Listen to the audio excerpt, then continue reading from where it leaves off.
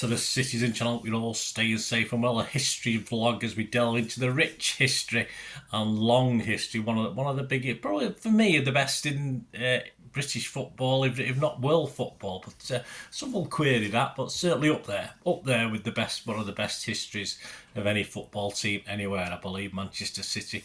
And this is another episode of Bell, Lee, Summerbee. What about the others? Yes, that's what we ask, isn't it? Well, I ask it anyway, and I tell you about it.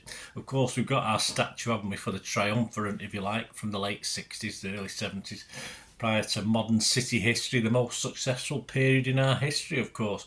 Using the word history a lot, I'll have to stop it, City. Around the statue is the inscription of another bunch of names, all tied into that period of success. And this feature looks at those names, some familiar, some not. I've already had a look at 3 in one go because they didn't make many appearances, a certain Clay, Glennon and Mundy, so there will be links on screen and in the comments, so please check that out. And today it's the turn of the next guy. The next guy, I'm not doing this in appearance order where I haven't already covered players over my history vlogs over the years. But today it's the turn of a guy called Chris Jones. 6 starts, 1 as sub, and he chipped in with a couple of goals as well. And this is, of course, now episode 2 of Bell, Lee, Summerbee. What about the others? Please, if you're new to the channel, push that subscribe button, push the bell notifications, everything. City past and present. This is the past, of course. The future, I do that as well. I do everything. I'm a clairvoyant of Manchester City. Well, I wish I was. I'd be earning a few quid, wouldn't I? Anyway, thanks for watching. Please leave us your comments on Chris Jones or anything to do with City. Great to have your views. I did get to see him play, so yes, I can't remember much, but I did get to see him play. So share your views. Give us a like, guys, if you can. Give us your comments and I will respond or give you a like as well. So give us a little thumbs up for this. It'd be much appreciated. Right, Christopher Martin Nigel Jones, to give him his full name, was born the 19th of November, the same day as my son, 1945, a few years earlier than my son, in Altrincham. There you go, where I currently reside. Slight difference. He signed amateur on the 2nd of August 1963, according to a Manchester City programme I was looking through and I was checking back facts. But in his book, A Tale of Two Cities, he had it as the 3rd of December 1962, so there may be some sort of but we'll not quibble over a few months, will we? He received the princely sum of 50 shillings expenses every week, £2.50 in today's money, so I must have spent, I wonder what he spent it on. Reserve team debut was on October the 12th, 1963, and he scored in a 1-1 draw against Bolton Wanderers, scoring with a header playing centre forward in the 61st minute at the Platt Lane end in front of 1,768 fans. I don't think I was there then, but I used to go to a lot of reserve games in the late 60s. But I was a bit young for this one. Mike Doyle, who, always had something to say, old Mike, was playing that day and simply said of the goal, this was his little nickname for him, very, very nice nickname, you lucky grammar school twat, he said, it went in off your shoulder. There you go. There's a good relationship between the two. And of course, Chris replied, not how Doyle, but how many. There you go. Well done, Chris. That's a good reply. But it was soon back playing, A and B team games as other professionals. He was still an amateur, so they got priority playing in the first team and the reserves, of course. As an amateur, he needed income, so he took on a clerical job with the gas board. Like John Clay in the first episode we looked at in this, he played in all 8 of City's FA Youth Cup games in the 63-64 season. He tended in defeat, of course, to United in the semi-finals. The United team, the likes of George Best, Sadler, Aston, John Aston, that'll be, alongside Chris. City had Pardo, Doyle and Connor in R11 as well. 10 goals came from him in the run, 2-1 with his right, 1 with his left in a 4-1 win against Oldham at a wet main road, 1 in a 4-1 main road win over Burnley. In a replay game, Jones and City were actually 3-1 down at Preston, but the game was called off due to fog. Certain Howard Kendall pulled the strings for Preston that night. But in the rearranged game, Kendall didn't play, and a couple of goals from Chris and another from Pardo saw us through. Pardo played a sort of striker role as well, very well. He then hit a hat-trick in round 4 against Middlesbrough at Main Road, and he added another 2 in a 4-3 win at Ellen Road against Leeds. So on to the two-legged semi-final against United, the first leg at Old Trafford in front of 29,706 fans. Best, who was established then as a first-team player, was still eligible and turned out for these games as well. United hammered us though 4-1 in a very physical game. Despite the advantage to United, over 20,000 were at Main Road for the second leg. City had averaged just 15,000 for first-team games that season. We were in Division 2. Fans were a bit disgruntled, shall we say, at the time. We lost again, though it was close, so we lost this one 4-3. He was unhappy not to score in either leg, despite some decent chances. He turned professional on the 25th of May 1964, and he was on £12 a week plus a £20 signing on fee. He even bought himself a couple of Triumph Spitfires. There you go, one white, one red. He did say he wouldn't turn up to Main Road in the red one, though. So £12 a week, signing on fee of £20. It got you a lot in those days, didn't it? In the reserves, he was City's top scorer for 3 seasons running, his best run, 9 goals in 6 consecutive games. And despite a broken fibula at the end of the previous season, he made the 65-66 first-team squad photo. He's free from the left of that team photo there. And he had a new manager, Joe Mercer, and coach Malcolm Allison. I wonder what happened to them two. A City secure promotion despite Jones scoring for fun for the reserves. Chris was a bit perturbed that he never really got a chance, and this was also echoed in the media at the time. Pre-season 66-67, Chris picked up an injury, ligament damage injury, that put any hopes of a call-up to the first team on a back burner. And as City began to find their feet back in the first division, they were not really finding the goals. Chris, now back scoring for the reserves, waited his chance impatiently, that's for sure. And it came, though, on December the 3rd, 1966, a home game against Forest. He was to play as a number 9. No one had quite made that shirt there so far that season. The City 11 in his first team debut: Ogley, Buck, Pardo, Horn, Kennedy, Heslop, Crossan, Bell, Connor, Young and Doyle at the front of 24,013 hardy souls. I could have possibly been at that one. I don't know. That was the season, into the second season I was going to the ground. So, yeah, I'm wishing that I was.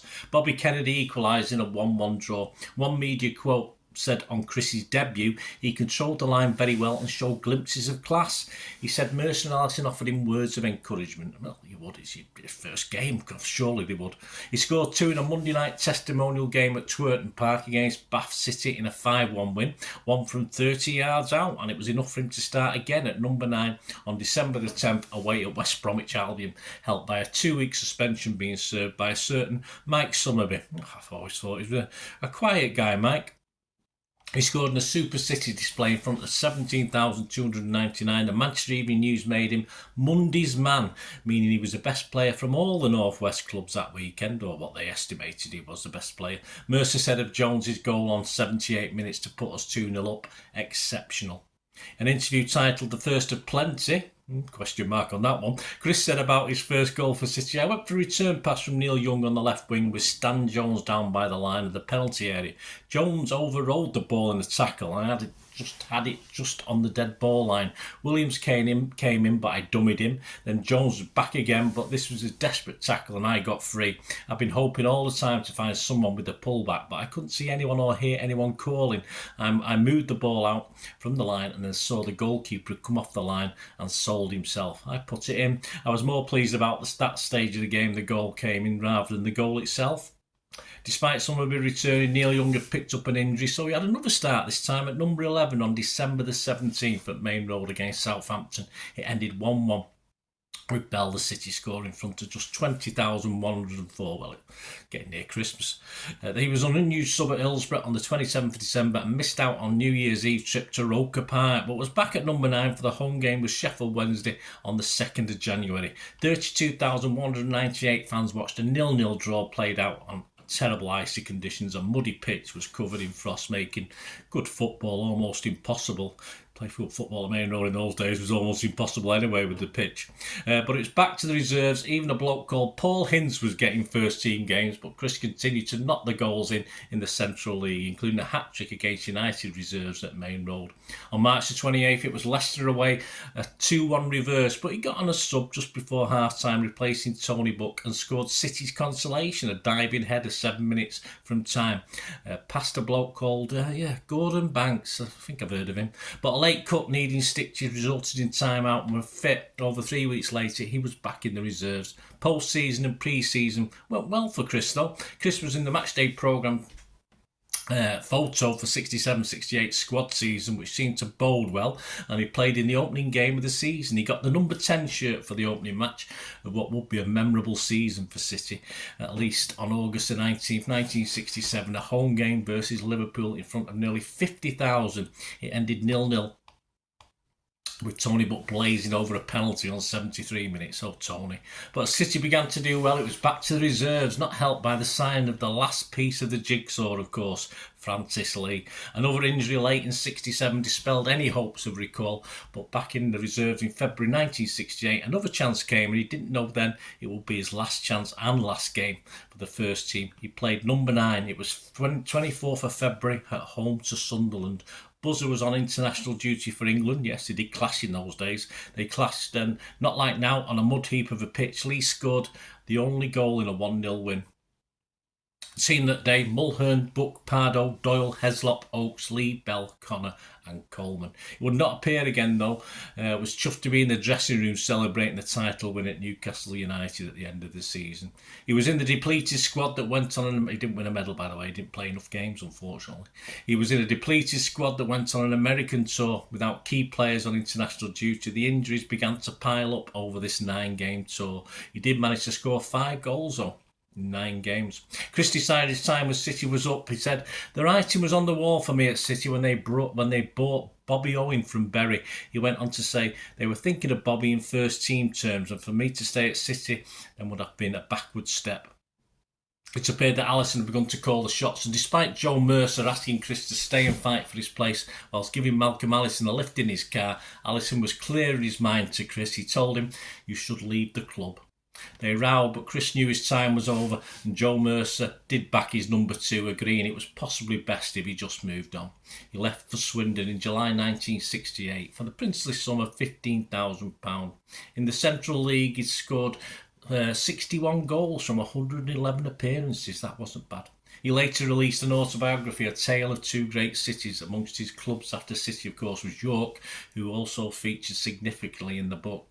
He played for York twice against City in season 73-74 in the League Cup Round 4. A 0-0 draw at Bootham Crescent. I had planned to go to that one, but somehow I missed I don't know why I ended up having to go to Stockport. It wasn't a place I was familiar with, but I missed the coach for that one, so I messed that one up, but didn't miss much with a 0-0 draw. And City won the replay 4-1. We, of course, lost the final to Wolves, which I did attend. I wish I'd missed the coach for that one. But Chris was celebrated as he helped York win promotion that season as well, and became a bit of a hero there. And that's that, really. There will be future episodes. Chris Jones, thank you very much. It was a pleasure to watch you. And there will be more players, of course, in this feature. Belly, Summerbee, what about the others? Next time, yes, we're going to have a look at a guy who seemingly replaced Chris. We just mentioned him there. So we're going to have a look at Robert, or stroke Bobby Owen, who came in from Bury, as mentioned, and Chris Jones said was the guy to push him out, really. So we'll have a look at him next time. Hope you enjoyed that. Let me know any members you've got. Be great to hear from you. Till we meet again. I only ask one thing, don't I? Please stay safe, Blues. Come on, City. Bye for now.